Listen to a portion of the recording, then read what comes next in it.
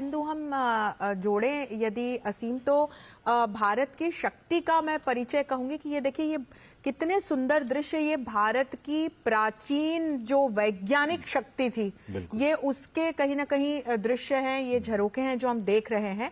और United Nations जैसे जो इंस्टीट्यूशंस रहे हैं, उन्होंने हमेशा पश्चिमी देशों की ओर देखा।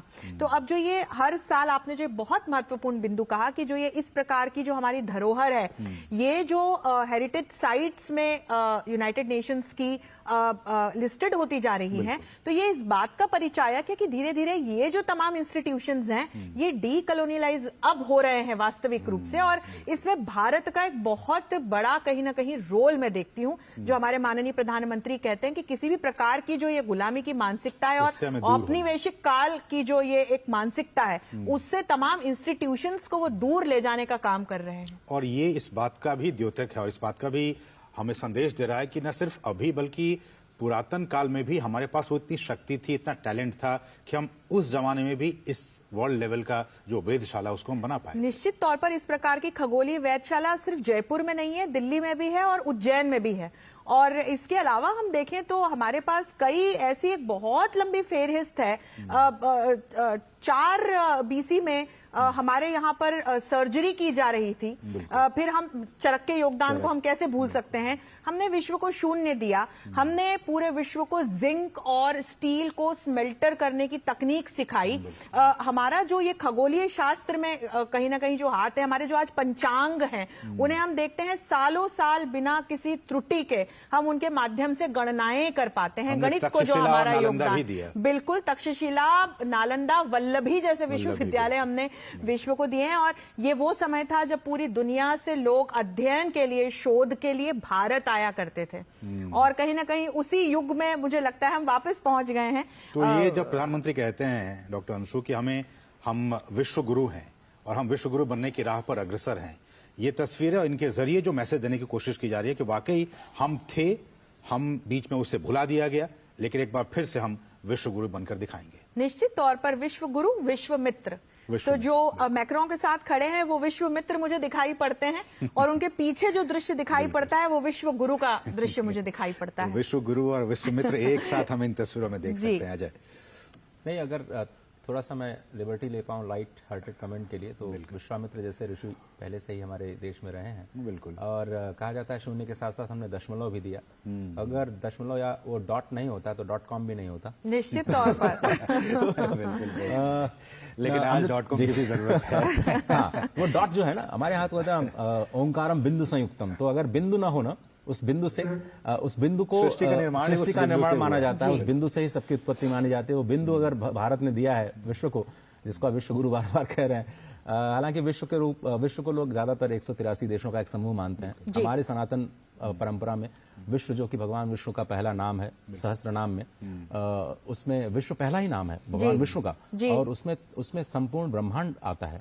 तो अगर संपूर्ण ब्रह्मांड के तत्व को अगर कोई समझता है इस पूरे दुनिया में, तो शायद भारत ही समझता है। निश्चित तौर से। इसलिए हम बार बार कहते हैं विश्व, लोगों को लगता है विश्व गुरु क्यों है, लोग मजाक उड़ाते हैं, भारत विश्व गुरु बात करते हैं हम लोग, कैसे बन पाएंगे, हमारे यहाँ खाने पीने की दिक्कतें हैं और हम लोग अपने लोगों को कपड़े नहीं दे पा रहे हैं, विश्व गुरु करने की बात करते हैं। लेकिन वो न विश्व को समझते हैं, न गुरु को समझते हैं, और विश्व गुरु का तत्व क्या है उसको समझते हैं। मुझे लगता है उनकी बात नहीं करते हैं। इन तस्वीरों के जरिए जब हम इस बात को कर रहे हैं, तो जो सॉफ्ट पावर डिप्लोमेसी है, इस तरह की चीजें, चाहे वो योगा, उसी बात पे मैं योगा की बात हो, इस तरह की बात हो, ये भारत अब, हालांकि बहुत दिनों तक इसको छुपाया गया, नहीं बताया गया। लेकिन सोचिए, लाइट हार्टेड की मैं टॉक की बात कर रहा हूं। जब अमेरिका स्टेट विजिट पे थे, स्टेट विजिट उससे पहले, स्टेट विजिट से पहले जब संसद को संबोधित कर रहे थे प्रधानमंत्री नरेंद्र मोदी, उन्होंने कहा कि यूएस कांग्रेस को उन्होंने कहा कि भाई, योगा पर हमने कोई अपना पेटेंट क्लेम नहीं किया है, हमने हल्दी पे पेटेंट क्लेम नहीं किया है। तो ये सारी चीजें हम विश्व को देते, क्योंकि हम देने में विश्वास करते हैं ना, हम साझा करने में विश्वास कर सकते हैं। हम दूसरे देशों की तरह नहीं, भाई हमारे पास टेक्नोलॉजी आ गई तो अब मेरे पास, मैं न्यूक्लियर पावर हूं, मेरे पास न्यूक्लियर एनर्जी का बहुत बड़ा टेक्नोलॉजी है, मैं फ्रांस हूं, तो मैं किसी दूसरे देश को नहीं दूंगा। क्यों? क्योंकि दूसरे देश हमसे आगे चले जाएंगे, टेक्नोलॉजी ट्रांसफर नहीं टेक्नोलॉजी ट्रांसफर नहीं करेंगे। और बहुत सारे विकसित देश तो कहते हैं भाई और Ajay, on a serious note कि हमने कोविड के टाइम में देखा कि बहुत सारे विकसित देश 55 देशों को हमने कोविड की उनको तो वैक्सीन हमने दिया, उपलब्ध कराई, लेकिन फ्री उपलब्ध कुछ कराई। ऐसी कंपनीज जो कि विदेशों में थी उन्होंने देने से मना कर दिया। न सिर्फ ये, हम देखें कि उस समय जो अत्याधुनिक देश थे, इटली जैसे देश थे, अमेरिका उस जैसे वैक्सीन देश को थे, शेयर करने से मना किया उस फॉर्मूले को। न सिर्फ अपने कोविड-19 से वे ना अपने लोगों को बचा पाए, न वे उतना इफेक्टिवली मैनेज कर पाए जितना हम कर पाए, हमारी कितनी जनसंख्या होने के बावजूद, और जिस प्रकार की हम एक कहीं ना कहीं इमर्जिंग इकोनॉमी, हम उतने अत्याधुनिक देशों में से नहीं आते हैं, पर हम बहुत अच्छे से मैनेज कर पाए, और हमने 115 से भी अधिक देशों को अपना वैक्सीन बना करके सहायता की। और शायद इसीलिए उस समय बोल्सोनारो ने एक कितना सुंदर ट्वीट किया था जिसमें उन्होंने भारत के द्वारा की गई सहायता को हनुमान जी द्वारा संजीवनी बूटी लाए जाने से जोड़ करके और हमें धन्यवाद दिया था। तो ये वही फिर उसी बिंदु पर आऊंगी कि जो विश्व मित्र दिखाई दे रहे हैं, तो चाहे बोल्सोनारो हो, चाहे मैक्रो हो, चाहे हम अलग अलग राष्ट्राध्यक्षों को देख लें, उनके साथ वो मित्रता के नए आयाम जो हैं वो स्थापित करते हैं। एम्बेसडर गुरजीत सिंह, मैं आपको चर्चा में लाना चाहूंगा। और हमने देखा कि कई वर्षों तक एम्बेसडर की भारत की जो सॉफ्ट पावर है उसको शोकेस नहीं किया गया ग्लोबल फोरम पे। हम जानते हैं कि डिप्लोमेसी में दोनों ही पावर का, सॉफ्ट पावर का भी, हार्ड पावर का भी, दोनों का ही बहुत ही अहम रोल होता है। ऐसे में बहुत वर्षों तक हमने उस पावर का डिस्प्ले नहीं किया। अब बीते 10 वर्षों में हमने देखा है, चाहे वो योग की बात हो या फिर और भी बहुत सारी चीजें हैं, जिसका कि प्रधानमंत्री ने और इस सरकार ने ग्लोबल फोरम पर इसको डिस्प्ले किया, और दुनिया जानी कि वाकई भारत जो कह रहा है कि वो विश्व गुरु बनना चाह रहा है, तो उनके पास वो ऐसे एसेट्स हैं जिनके दम पर वो बन सकता है। ऐसे में प्रधानमंत्री मोदी, उनकी दूरदर्शी नीति और उनका जो एक विजन था, उसको आप कैसे देखते हैं सॉफ्ट पावर डिप्लोमेसी के आईने में? मैं उसे बड़ी पॉजिटिवली देखता हूं। और देखिए, अंशु जी ने इतने स्पष्ट शब्दों में और सुंदर शब्दों में ये बात समझाई, मैं उनसे बिल्कुल सहमत हूं। तो इसलिए मैं समझता हूं कि इस समय भारत की जो कूटनीति है वो एक फुलसम डिप्लोमेसी है, उसमें कोई भी पहलू छुपा नहीं। चाहे प्राइम मिनिस्टर मोदी का कैरिस्मा हो, चाहे उनका पर्सनल केमिस्ट्री हो लोगों के साथ, चाहे सॉफ्ट पावर हो, हार्ड पावर हो, हर चीज में हम मिलने को लोगों से तैयार हैं, और हम अपनी जो क्षमताएं हैं वो दिखाने को भी तैयार है और उनसे सहयोग करने को भी तैयार। तो अगर आप ये जो पहले चर्चा हुई थी 2047 तक जो एक रोड मैप बना है, उसमें अगर आप देखें तो जैसे न्यूक्लियर पावर है, वो न्यूक्लियर पावर फ्रांस सिर्फ हमें चेटापुर में लगाना नहीं चाह रहा, लेकिन भारत का जो युवा वर्ग है उनकी ट्रेनिंग भी करना चाह रहा है कि वो अलग अलग रिएक्टर्स, चाहे वो स्मॉल रिएक्टर्स हो, अपर्चर रिएक्टर्स हो, लार्ज रिएक्टर्स हो, सबकी ट्रेनिंग हो। तो ये जो आप पहले बिंदु की बात कर रहे थे, जो भारत के युवा वर्ग की क्षमताएं हैं उनको इस्तेमाल करके भारत विश्व गुरु की ओर और बढ़ेगा, क्योंकि हमारी जो स्किल्स हैं वो आगे बढ़ेगी इन मॉडर्न टेक्नोलॉजी, लेकिन एम्बेसडर एंड सस्टेनेबिलिटी। एम्बेसडर ये बताएं कि हमने देखा कि ठीक है, हम विकसित अर्थव्यवस्था बनने की तरफ आगे बढ़ रहे हैं, हमारे बहुत अच्छे संबंध हैं तमाम देशों के साथ, हमारे पास सॉफ्ट पावर भी है, लेकिन क्या सिर्फ इन्हीं बेसिस के दम पे हमने देखा कि जिस तरह से ब्रिक्स में नए मेंबर्स को जोड़ा गया, भारत ने उसकी शुरुआत की, पहल की और उसको जोड़ लिया गया। G20 में अफ्रीकन यूनियन को जोड़ा गया, हमने देखा दिल्ली में इसकी घोषणा हुई। तो ग्लोबल फोरम पे, ग्लोबल मंच पे जिस तरह से भारत की बात को माना जा रहा है बड़ी बड़ी शक्तियों की तरफ से, ये किस बात का संकेत आपको दे रहा है? भारत की कोशिश है कि इंटरनेशनल ऑर्डर को डेमोक्रेटाइज किया जाए।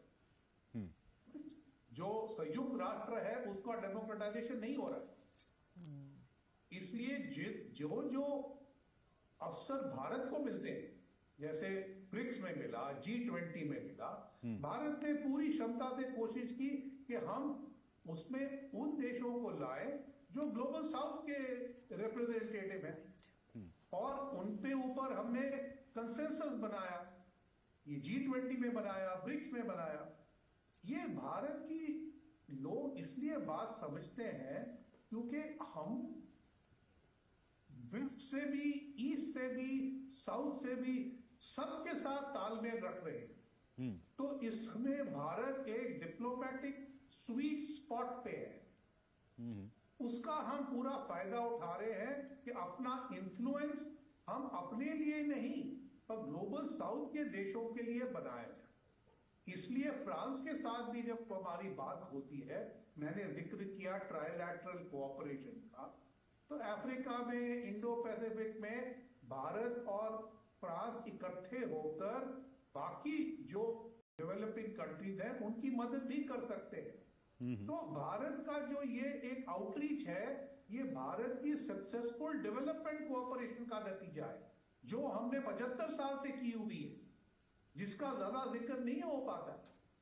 लेकिन ये जो विश्व गुरु, कई ग्लोबल साउथ में तो भारत को विश्व गुरु मानते हैं। बिल्कुल।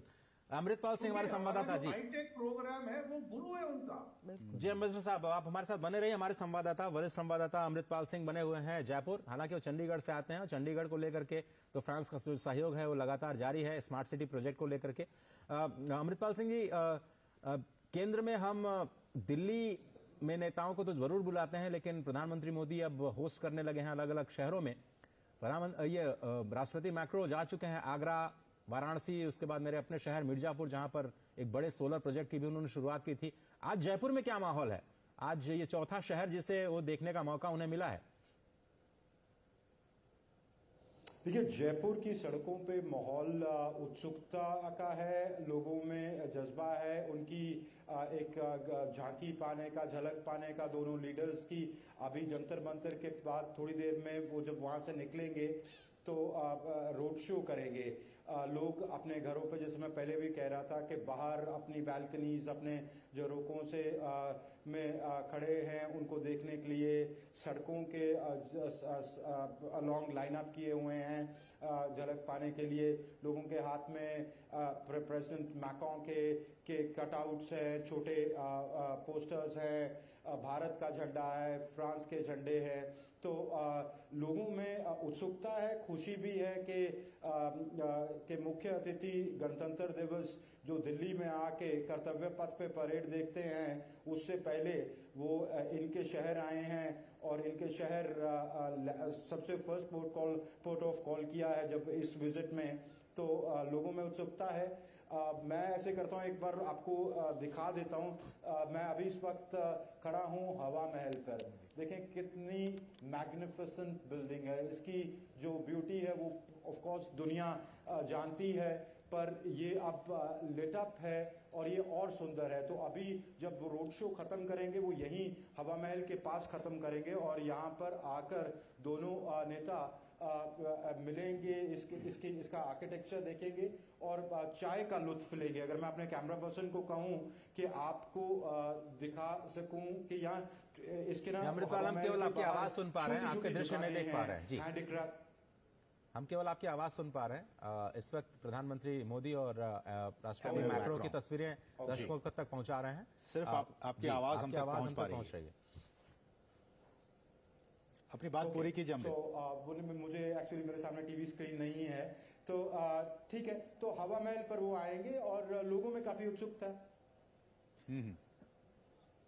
ऐसे में अमृत, हम आपसे ये भी जानना चाहोगे, आपने कहा कि बीते कई वर्षों से आप MEA की बीट को संभाल रहे हैं, देख रहे हैं, समझ रहे हैं।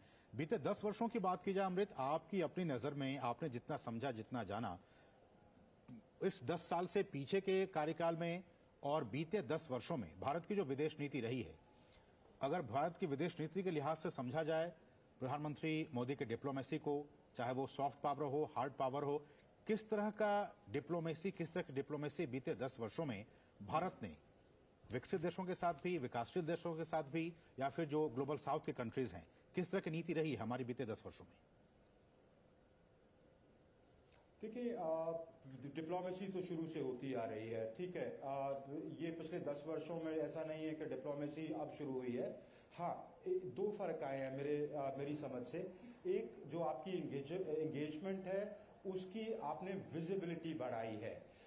दूसरा कि आपकी जैसे आपका स्टेचर बढ़ रहा है, इकोनॉमिक स्टेचर वर्ल्ड स्टेज पर, तो आपकी हेफ्ट बढ़ रही है। आपकी, जैसे आप कह रहे थे, आप बात कर रहे थे प्रोफेसर जोशी और एम्बेसडर गुरजीत सिंह के साथ कि आप की दुनिया में बात सुनती है, अब आप डेमोक्रेटाइजेशन ऑफ पावर स्ट्रक्चर्स कर रहे हैं। तो अब क्योंकि वो आपका स्टेचर राइज कर रहा है, आपकी हेफ्ट राइज कर रही है, ठीक है, इंडिविजुअल एजेंसी का भी एक रोल होता है और वो बिल्कुल है।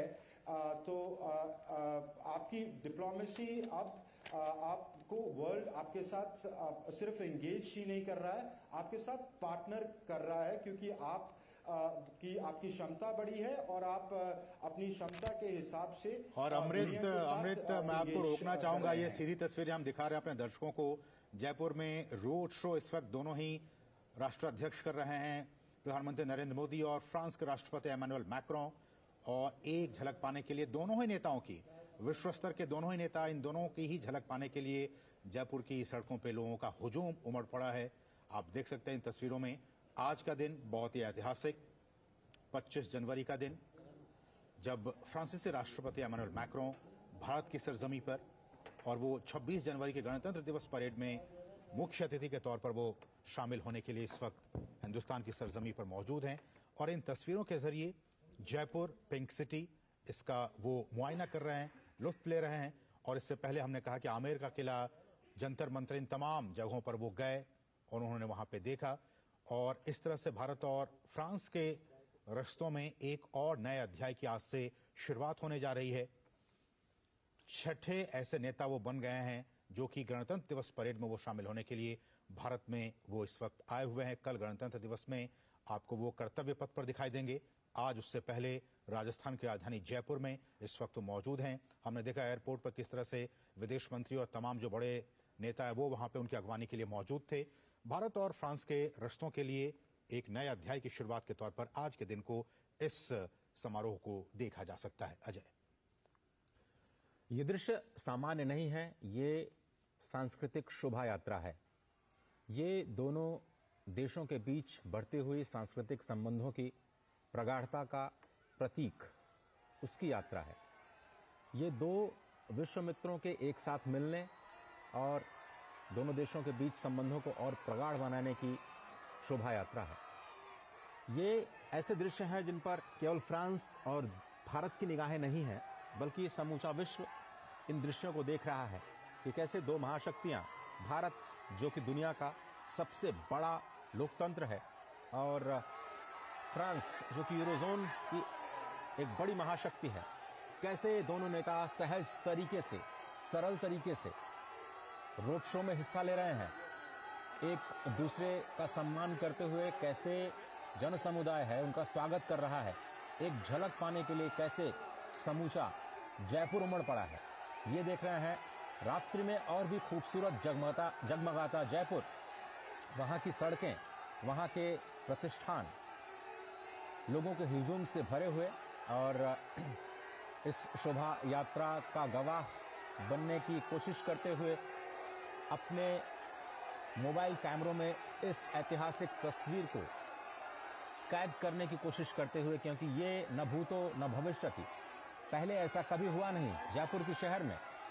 इससे पहले अहमदाबाद ने दो राष्ट्र नेताओं को देखा, शिंजो आबे और डोनाल्ड ट्रंप को। जयपुर ने ऐसा कभी नहीं देखा।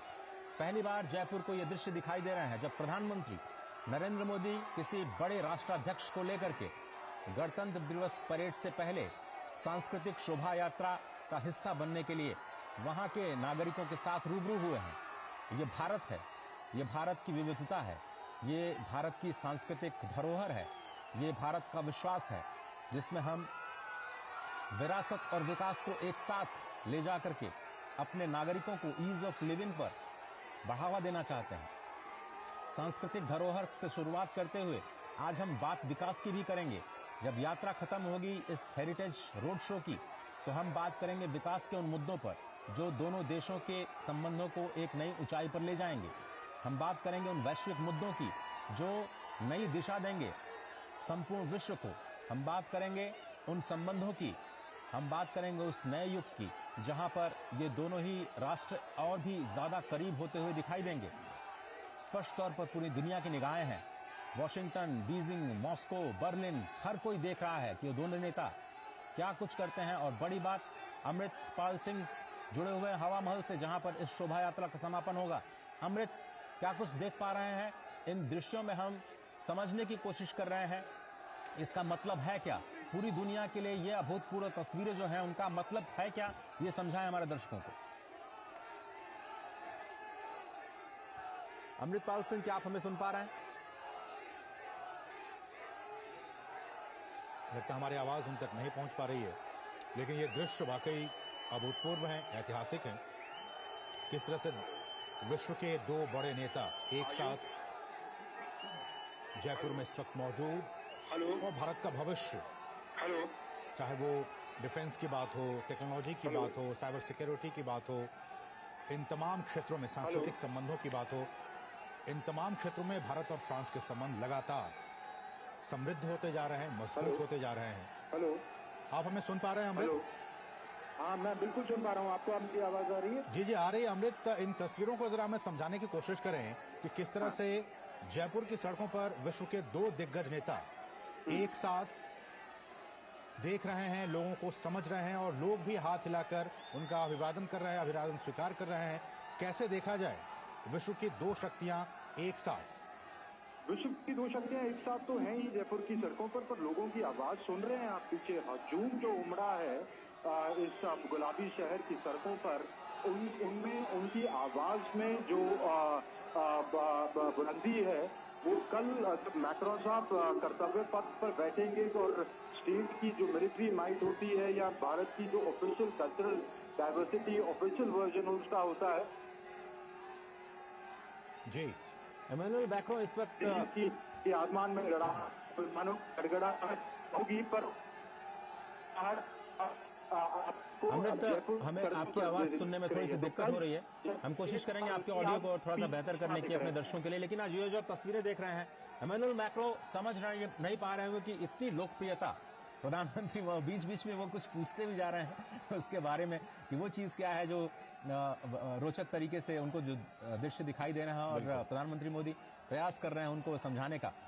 मैक्रो ये समझ नहीं पा रहे होंगे कि मोदी की ये जो आवाज आ रही है, इतनी पॉपुलैरिटी कैसे। और दोनों ही नेताओं के बीच में एक सिमिलैरिटी ये है कि लगातार 2 बार अपने राष्ट्र को नेतृत्व देने का मौका मिला है। इमैनुअल मैक्रों भी दूसरी बार चुने गए लगातार, प्रधानमंत्री मोदी को भी मौका मिला भारत की सेवा करने का। तो इस वक्त मैक्रों मोदी की आवाज सुनकर के उनकी लोकप्रियता का अंदाजा लगा रहे होंगे। दूसरी तरफ प्रधानमंत्री मोदी देश की विरासत को इमैनुअल मैक्रों को दिखाने का प्रयास कर रहे हैं और बताने की कोशिश शायद ये कर रहे होंगे कि देखिए, ये मेरा एक छोटा सा शहर है और कितना प्यार, कितनी आत्मीयता, कितने गर्मजोशी के साथ यहाँ लोग मिलते हैं अपने मेहमानों का स्वागत करने के लिए। क्योंकि अतिथि देवो भव, इस परंपरा को जीने वाला ये भारत, इस भारतवर्ष का शहर और इस शहर का एक एक व्यक्ति अपने अतिथि के स्वागत में किस तरह से अपने घरों को छोड़ करके इस सर्दी की रात में बाहर निकलता है और जगमगाते जयपुर के बीच स्वागत के लिए तैयार है। न केवल मोदी बल्कि इमैनुअल मैक्रों की भी स्वागत की जो पूरी तैयारियां की गई हैं, उसका मुजाहिरा इस वक्त आपको गुलाबी नगर की खूबसूरत सड़कों पर स्पष्ट दिखाई दे रहा है। और जिस बात का जिक्र आज आप कर रहे हैं, गुलाबी ठंड के बीच गुलाबी शहर, गुलाबी नगर के लोग अपने प्रिय नेता प्रधानमंत्री नरेंद्र मोदी और अतिथि नेता फ्रांस के राष्ट्रपति इमैनुअल मैक्रों को उनका वेलकम कर रहे हैं, ग्रैंड वेलकम कर रहे हैं, उनकी तस्वीरें लेने की कोशिश कर रहे हैं, उन पर पुष्प की बारिश हो रही है। और इन्हीं तमाम तस्वीरों को भारत का, जैसा कि आपने कहा, अतिथि देवो भव, उन्हीं बातों को चरितार्थ करते हुए इमैनुअल मैक्रों भी समझ पा रहे होंगे, देख रहे होंगे कि किस तरह से भारत की जनता, यहाँ के लोगों का जो प्यार है, जो स्नेह है, वो उन पर लुटाया जा रहा है। लोग उनकी एक झलक पाने के लिए बेताब दिख रहे हैं। पुलिस के लोग उन्हें कंट्रोल करने की कोशिशों में लगे हुए हैं, लेकिन लोग उनकी एक झलक पाने के लिए बेताब हैं। और जगह जगह आप देख सकते हैं इन तस्वीरों में कि किस तरह से भारत फ्रांस मैत्री संबंध से संबंधित जो होर्डिंग्स हैं वो लगाए गए हैं। और इस संबंध को की जो एक नई ऊंचाइयों पर पहुंचाने की बात लगातार हम कर रहे हैं, किस तरह से भारत और फ्रांस के संबंध आने वाले दिनों में, आने वाले वर्षों में एक और नई ऊंचाइयों पर पहुंचे, इस बात का जिक्र हम लगातार कर रहे हैं। प्रधानमंत्री भी, वो फ्रांस के राष्ट्रपति, ऐसे विश्व के पहले नेता जो कि साल 2024 में मेरे ख्याल से वो पहले नेता हैं जो कि भारत की सरजमी पर आए हैं और इतने बड़े फंक्शन में जो कि कल वो शामिल होंगे। तो ये भी एक तौर पे कहा जा सकता है कि भारत और फ्रांस के रिश्ते किस तरह से नई ऊंचाइयों पर छूते जा रहे हैं।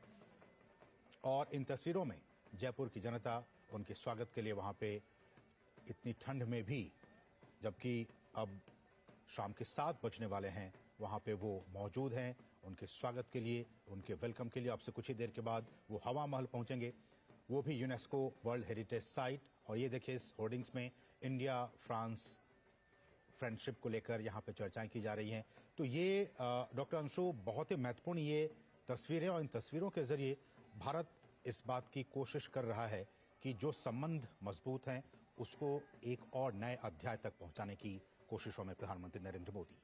निश्चित तौर पर जब हम भारत और फ्रांस के संबंधों को देखते हैं तो एक विश्वास की कड़ी है, बड़ी महत्वपूर्ण कड़ी है, जो दोनों ही देशों की रणनीतिक साझेदारी को एक अलग किस्म की मैत्री के बंधन में बांधती है। और उसी को ये दोनों जो शक्तिमान नेता मुझे इस समय नजर आ रहे हैं, और जिस तरह से लोग जयपुर के उनका झूम झूम कर अभिवादन कर रहे हैं, तो ये एक बड़ा विहंगम दृश्य मैं कहूंगी, और वैश्विक राजनीति की दृष्टि से भी, और दोनों ही देशों के बीच जो द्विपक्षीय संबंध हैं उनको भी आगे ले जाने की दृष्टि से बड़ा महत्वपूर्ण दृश्य। देखिए, पोस्टर दिख रहा है माननीय प्रधानमंत्री का, लीडर ऑफ भारत, मेरा भारत, लीडर ऑफ भारत।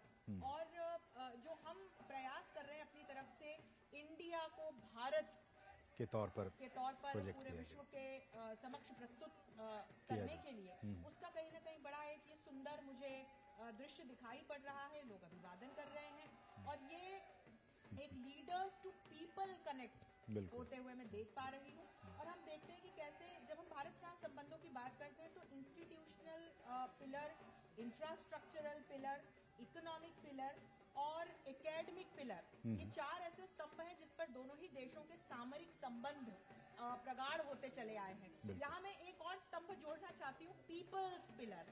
जिस तरह से लोग अभिवादन कर रहे हैं, स्वागत कर रहे हैं, और जिस प्रकार से जयपुर की गुलाबी धरती को मैक्रोन ने देखा होगा तो अभिभूत तो वो भी हुए होंगे। और मुझे लगता है कि ये जो एक सांस्कृतिक संबंध दोनों ही देशों के हैं, ये एक सामरिक संबंधों के नए अध्याय के रूप में फलित होते हुए हमें निश्चित तौर पर नजर आएंगे। एम्बेसडर गुरजीत सिंह, जब हम कहते हैं कि पीपल टू पीपल कनेक्शन और कनेक्ट, इन तस्वीरों के जरिए भारत इस बात को एक बार फिर से दर्शा रहा है और समझा रहा है कि न सिर्फ हिंदुस्तान की सरजमी पर बल्कि 7 समंदर पार भी जो इंडियन डायस्पोरा है उसका कितना अहम रोल है दो देशों के संबंधों को मजबूत बनाने में। और यहां तो फ्रांस की बात हो रही है, तो इंडियन डायस्पोरा चाहे वो यहां हो या फिर यहां से बाहर हो, एक बहुत ही अहम रोल, एक अहम कड़ी के तौर पर वो साबित होती है।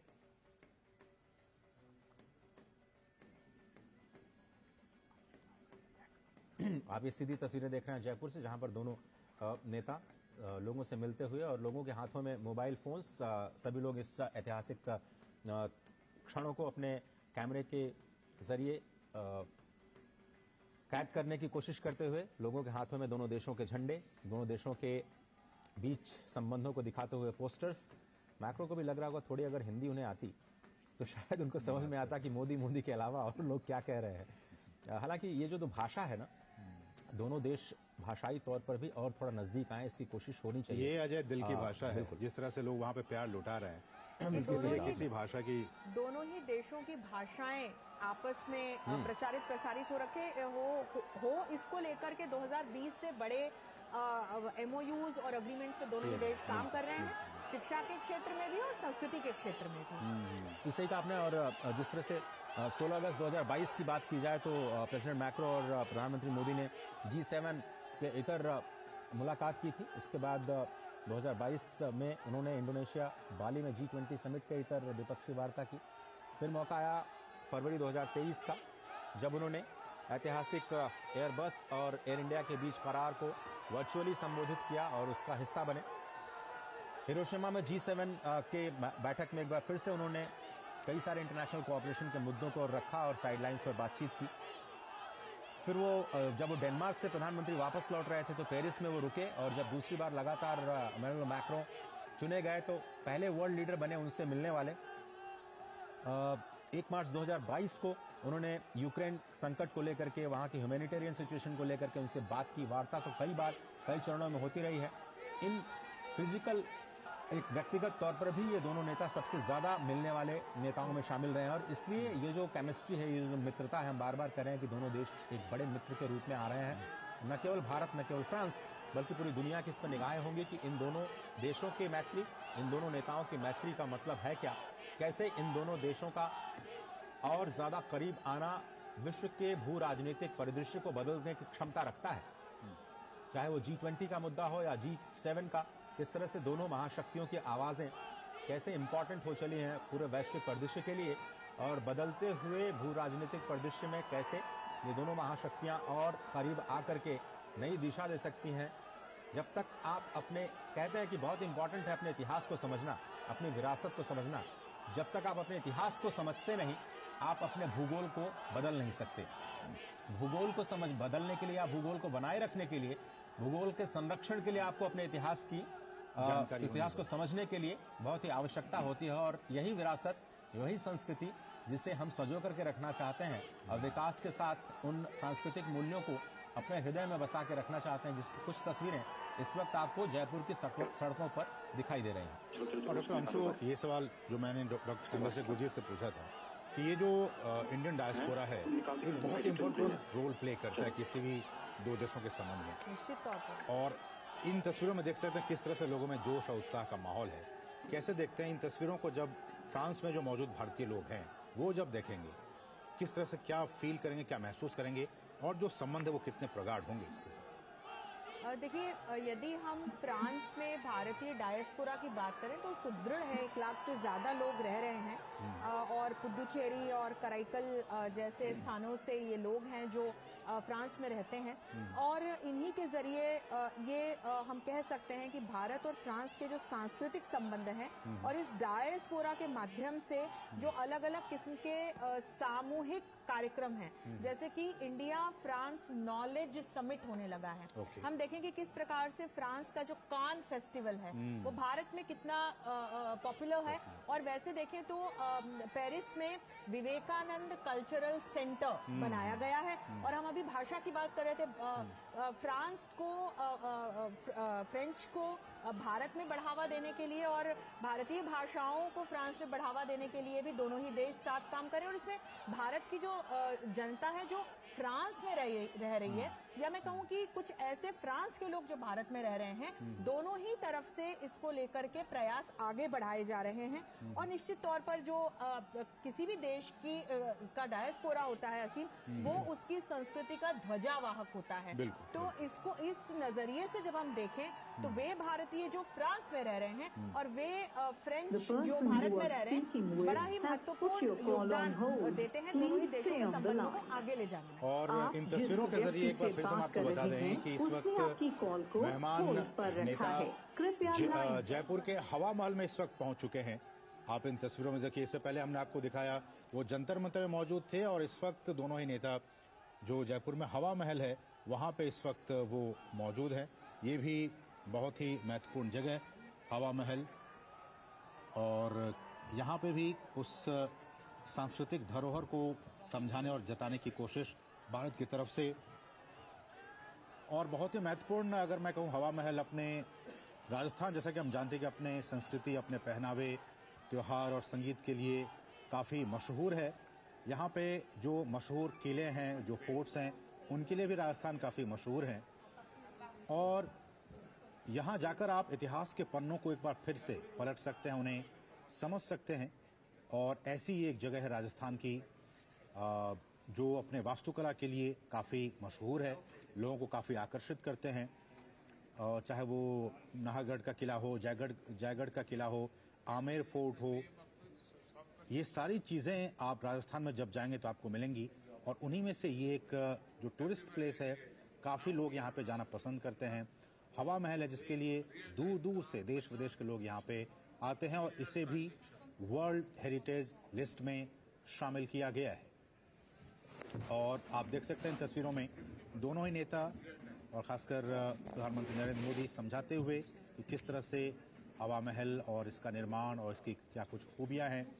आपकी जानकारी के लिए बता दें कि इस हवा महल का निर्माण 1799 में जयपुर के कछवाहा शासक महाराजा सवाई प्रताप सिंह ने रॉयल सिटी पैलेस के विस्तार के रूप में किया था। और आज ये शहर के सबसे लोकप्रिय टूरिस्ट अट्रैक्शन में से एक है। और जब आप गए होंगे, देखे होंगे, 5 मंजिला ये हवा महल एक समृद्ध, इसका जो बाहरी भाग है, और रिकॉर्ड के मुताबिक लालचंद उस्ताद द्वारा भगवान कृष्ण के मुकुट के आकार में डिजाइन किया गया था इस हवा महल को। हवा महल के सबसे ऊपरी हिस्से तक पहुंचने के लिए जो टूरिस्ट वहां जाते हैं वो रैंप का इस्तेमाल करते हैं। और इस स्मारक की जो सबसे आकर्षक, जो सबसे दिलचस्प बात यह है कि इसमें आप देख सकते हैं 900 से ज्यादा छोटी छोटी खिड़कियां हैं, विंडोज हैं। 953, अगर मैं गलत ना हूं, 953 छोटी खिड़कियां हैं, और इनमें काफी बारीक तरीके से नक्काशी की गई है, जिन्हें हम झरोखा भी कहते हैं। तो इन छोटी खिड़कियों को झरोखा भी कहा जाता है। और सालों पहले जब इसका निर्माण किया गया था तो इसके पीछे की वजह यही थी कि ये कई राजपूत परिवारों के लिए गर्मियों के मौसम में एक विश्राम स्थल के तौर पर काम करता था। इसे इस तरह से डिजाइन किया गया था कि ताकि इसमें जो हवा है वो लगातार आती रहे, और गर्मियों के दौरान जब यहाँ पे लोग जाएं तो उन्हें भी राहत मिले, हवा उन्हें मिलती रहे। तो आप देखिए, जो तस्वीरों में भारत की विरासत आपको दिख रही है, भारत की विरासत के साथ साथ कितनी उन्नत तकनीक थी आर्किटेक्चर की, वो भी आपको दिखाई दे रही है। 5 मंजिला ये इमारत, जिसमें जैसा कि बताया अभी असीम ने कि 953 झरोखे, और जो महल में रहने वाले लोग थे, इन झरोखों के जरिए जो डेली लाइफ है उससे परिचित होते हैं। और इस वक्त देखिए कुछ शॉपिंग भी चल रही है, और दुकानों में जो आर्टिफैक्ट हैं पूरी दुनिया में मशहूर हैं राजस्थान के, खूबसूरत नक्काशी के लिए राजस्थानी कला जो है, और भीम यूपीआई जिसकी गूंज पूरी दुनिया में सुनाई दे रही है।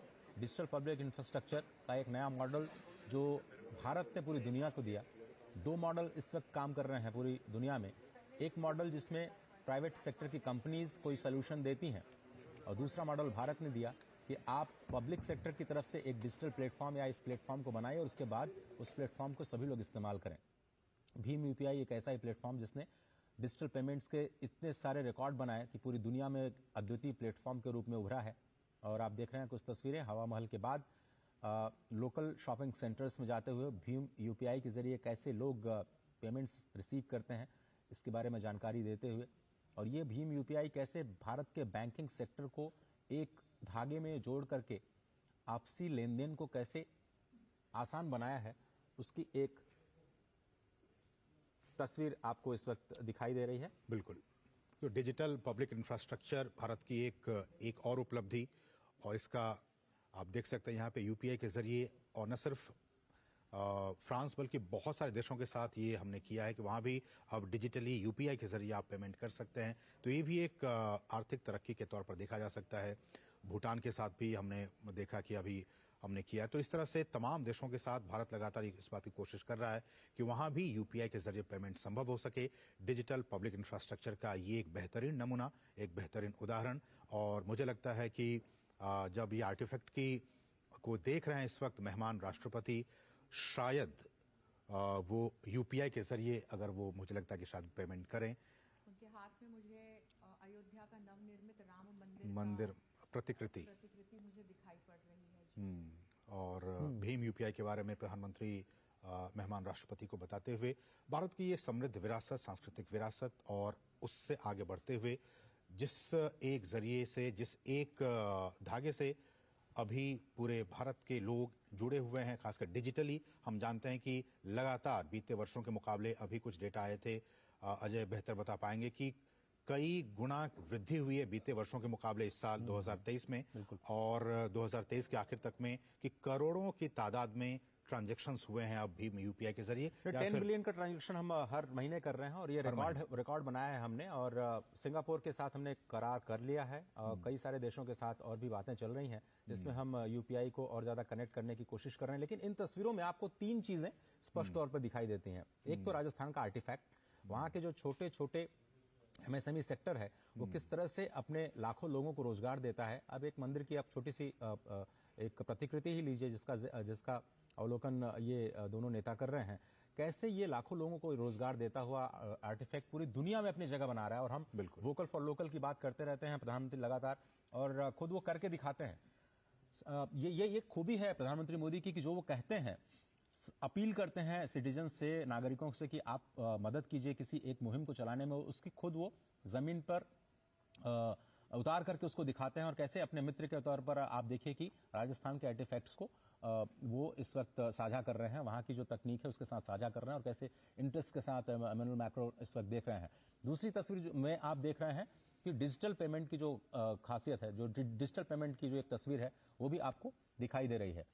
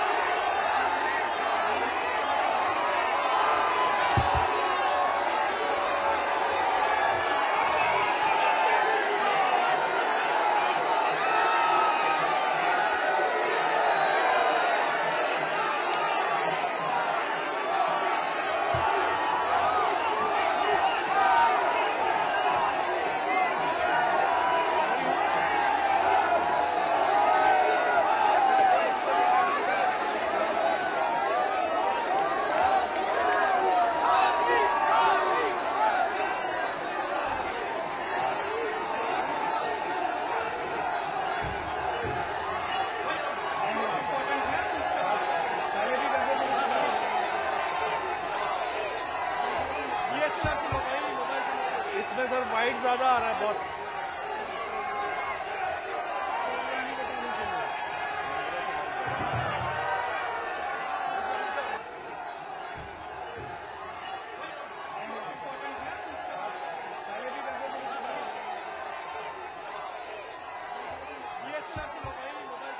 इसमें सर वाइट ज्यादा आ रहा है बहुत।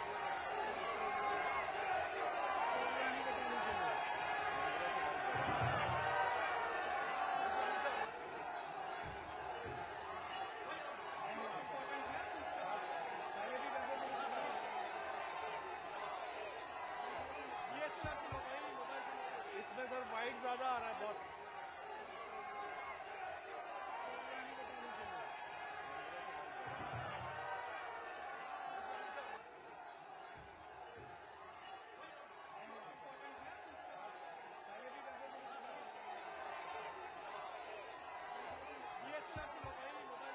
इसमें सर वाइट ज्यादा आ रहा है बहुत।